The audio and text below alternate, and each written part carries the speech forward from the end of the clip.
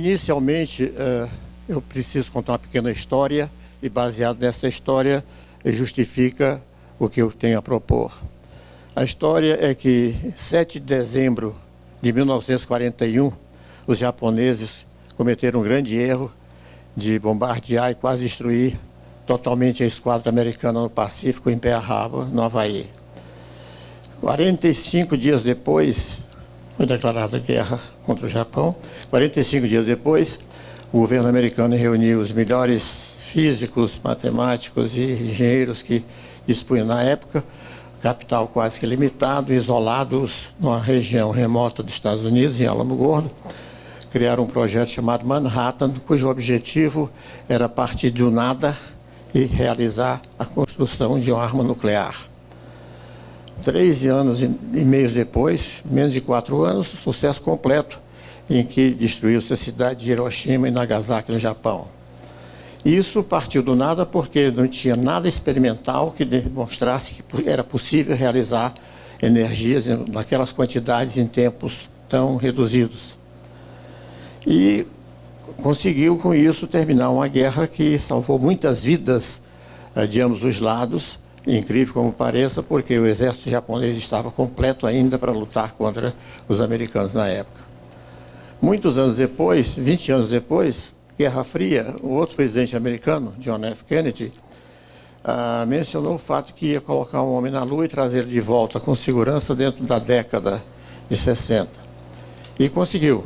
De novo, reuniu melhores cérebros, professores, cientistas americanos e, partindo do nada, estabeleceram uma organização de 400 mil homens, sem ser em guerra, coisa muito difícil, civis, e colocaram o homem na Lua e trouxeram de volta, né?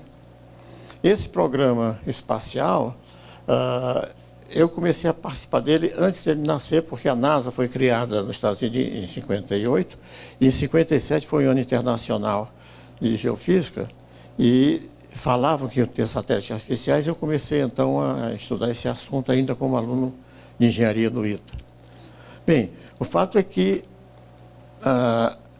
o programa foi realizado e o custo do programa Apollo, que levou o homem à Lua, foi aproximadamente o mesmo custo do programa Manhattan, que levou à destruição das cidades japonesas. Passa o tempo, agora não 20 anos, mas 40, 50 anos, entra um outro presidente americano e diz que dentro de 10 anos os Estados Unidos deixarão de importar petróleo. O consumo americano de petróleo hoje em dia é da ordem de 15 milhões de barris dia, e eles importam aproximadamente a metade disso. Isso significa que dentro de 10 anos ele deve ter uma fonte de energia que substitua 7 milhões de barris dia de petróleo. E isso foi, na primeira fase do governo Obama, já estabelecido, que existem problemas com o Congresso com respeito dos verbos, mas vai ser um programa da ordem que foi Manhattan, da ordem que foi o Projeto Apollo. Então, é um projeto em que está designado, em linhas gerais, dentro do Office of Science do Departamento de Energia dos Estados Unidos, e foi começado há 1 ano e meio atrás. Então, leva mais 8 ou 10 anos para ter consecução disso. Do mesmo modo que o programa espacial foi iniciado, e eu tinha uma ideia de que aquilo poderia trazer benefícios ao Brasil, na época foi uma luta intensa e longa, usando muitas das coisas mencionadas pelo palestrante anterior.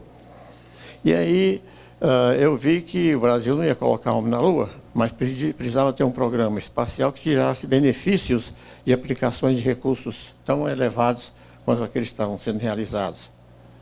E assim foi criado, consegui criar o INPE, Instituto Nacional de Pesquisas Espaciais.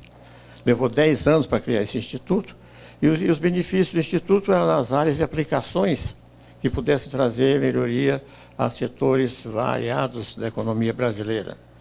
Por exemplo, levantamento de recursos naturais a partir de satélites, telecomunicações com satélite, meteorologia com satélite, análise de sistemas de organizações, teleeducação. Muita coisa foi estabelecida no Brasil baseada no que aconteceu dentro daquele instituto.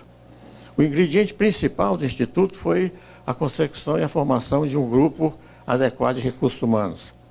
Na época, procurei, dentro das melhores universidades brasileiras, os melhores alunos, através de formação de professores, e os mandei para o exterior, em áreas onde estava sendo encaminhado o dinheiro do governo americano, universidades que estavam recebendo grants a fundo perdido para a formação dos elementos necessários à consecução do projeto.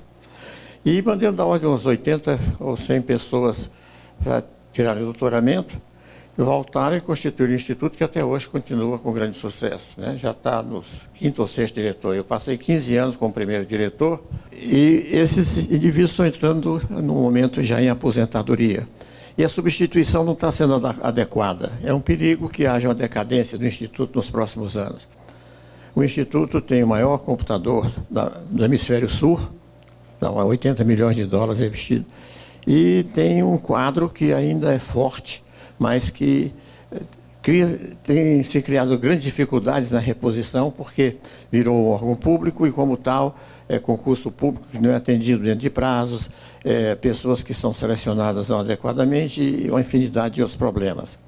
Mas, tendo ganho essa experiência, eu resolvi fazer a mesma coisa agora, que a moda, em vez de ser atividades espaciais, o século XXI vai ser mais ou menos ligado à pesquisa na área de energia.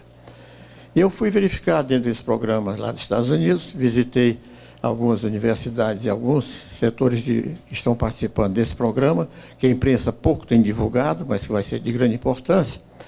E eu vi que, entre as 4 linhas principais de pesquisa a serem iniciadas, todas elas não tinham nada a ver com o presente, só tem a ver com o futuro. Quer dizer, não vão abordar eólica, nem painéis solares, nem marés, etc, etc. Tem que ser coisas criativas, coisas novas na área de energia. Isso, então, é um desafio muito grande. Eu vi a parte de arquitetura, casas que vão produzir a sua própria energia, porque o material que constrói a casa gera energia suficiente para mantê-la. Baterias novas, porque a indústria automobilística não consegue ter automóveis elétricos eficientes e baratos, porque as baterias usadas são as mesmas usadas há 100 anos, chumbo, pesadas, vida curta, caras. Isso, então, existe um grupo pesquisando novas baterias, que vão ser pequenas e vão permitir o desenvolvimento de locomoção em automóveis, a energia de um modo muito mais sensato. A energia nuclear em pequenas usinas, né, para cidades pequenas. E a outra fase que eu vi que seria muito importante e que haveria a possibilidade de a gente participar, que era um projeto sobre geração direta de combustíveis a partir de água. Incrível. A ideia é captores de CO2 da atmosfera, que despolui a atmosfera. Esses captores, sobre eles incidem fótons solares, energia solar, e água, e gerar combustível diretamente. O protótipo está em desenvolvimento e deve ficar pronto dentro de 1 ano e meio, 2 anos. No momento, as técnicas são mais ou menos dominadas em se fazer esse tipo de fabricação de combustível. É uma coisa que vai ser da ordem de 2 a 3 vezes mais eficiente do que a produção de etanol, porque não passa pelo processo de plantar, esperar a cana crescer, moê-la ou o milho e eventualmente chegar ao combustível. Esse faz combustível direto. E usa grandes massas de pessoas de grande conhecimento que foram selecionadas dentro de um estado dos Estados Unidos, da Califórnia. É liderado pela Caltech, o California Institute of Technology, com a participação de Berkeley, que é outra universidade, e mais 6 universidades periféricas ao programa. E eu vi lá que eles estão na situação de 3 variáveis, eles controlam 2, qualquer 2 das 3, que é a eficiência, o custo e o tempo gasto a ser feito. Eles conseguem realizar num tempo muito curto, a um custo muito alto, e a eficiência média. À medida que diminui a eficiência, aumenta, melhor, à medida que aumenta a eficiência, diminui uma das 3 variáveis. Vocês têm que, então, conjugar essas 3 variáveis para que realmente chegue a um produto adequado. Vendo o que aconteceu no passado, no projeto Manhattan e no projeto do Apollo, há grande probabilidade de que realmente eles consigam sucesso dentro dos 10 anos. E isso vai ser uma revolução mundial em termos de produção de energia e vai diminuir muito o consumo de petróleo mundial, porque deixa de pelo menos de consumir os 7 milhões de barris dia deles lá. Para fazer isso, tem que se usar todos os ingredientes que foram mencionados na palestra anterior, no que diz perseverança. E eu digo que, ao longo da minha vida, eu sempre tive muitas pedras no meu caminho, mas eu colecionei todas as pedras e com elas eu construí um castelo lá em São José dos Campos. E espero que eu tenha que construir um novo castelo agora com o projeto de energia. Já tomei o seu tempo, muito obrigado e...